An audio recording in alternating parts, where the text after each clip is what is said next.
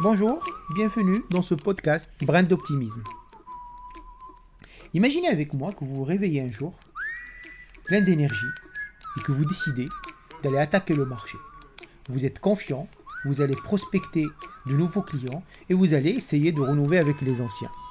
Au début de matinée, vous faites votre programme, vous faites votre agenda des différents appels que vous allez faire. Mais vers 9h, vous recevez un appel d'un confrère qui se plaint de la situation, que le secteur n'est pas très porteur, qu'il a des difficultés à avoir de nouveaux clients.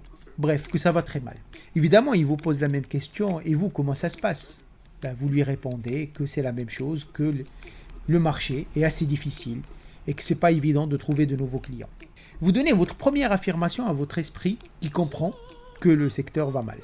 Quelques heures après, vous recevez un deuxième appel de quelqu'un qui n'est pas forcément dans votre secteur, mais qui est lié au vôtre et qui commence à vous dire qu'il n'a pas de visibilité, que le marché est mort, que la conjoncture actuelle est très difficile. Et évidemment, vous finissez par lui répondre « Oui, c'est vrai, tu as raison, le marché est vraiment difficile. » C'est votre deuxième affirmation. Vers midi, vous recevez un appel de quelqu'un de votre famille ou une connaissance qui est vraiment complètement éloigné de votre secteur, mais qui vous pose la même question et évidemment, vous lui donnez la même réponse. Troisième affirmation en une matinée. Après le déjeuner, vous êtes complètement fatigué, vous n'avez pas envie d'appeler, vous dites bon ça y est, c'est pas la peine.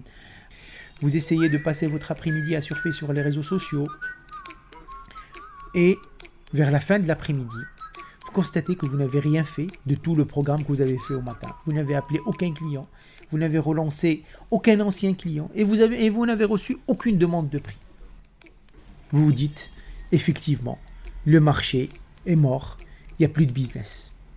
Vous rentrez chez vous avec cette affirmation que le business est mort, que vous devez soit changer de métier, soit aller immigrer au Canada ou dans un autre pays. Vous vous retrouvez ainsi dans une spirale, dans une oisiveté sans fin. Et jour après jour, vous baissez les bras. Certes, la conjoncture est difficile, mais le business continue. Il y a des gens qui ont gagné de l'argent pendant ce Covid. Il y a des gens qui ont fait fortune pendant cette crise. Et c'est en période de crise qu'on fait les bonnes affaires.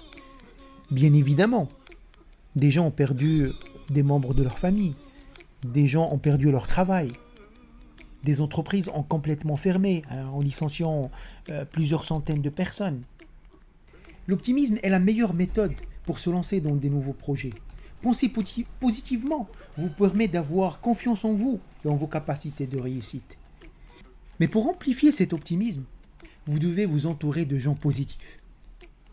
Dès que quelqu'un vous appelle au téléphone ou que vous rencontrez quelqu'un et qui commence à vous parler un petit peu de la conjoncture qui est mal au point, de ses problèmes familiaux, fuyez.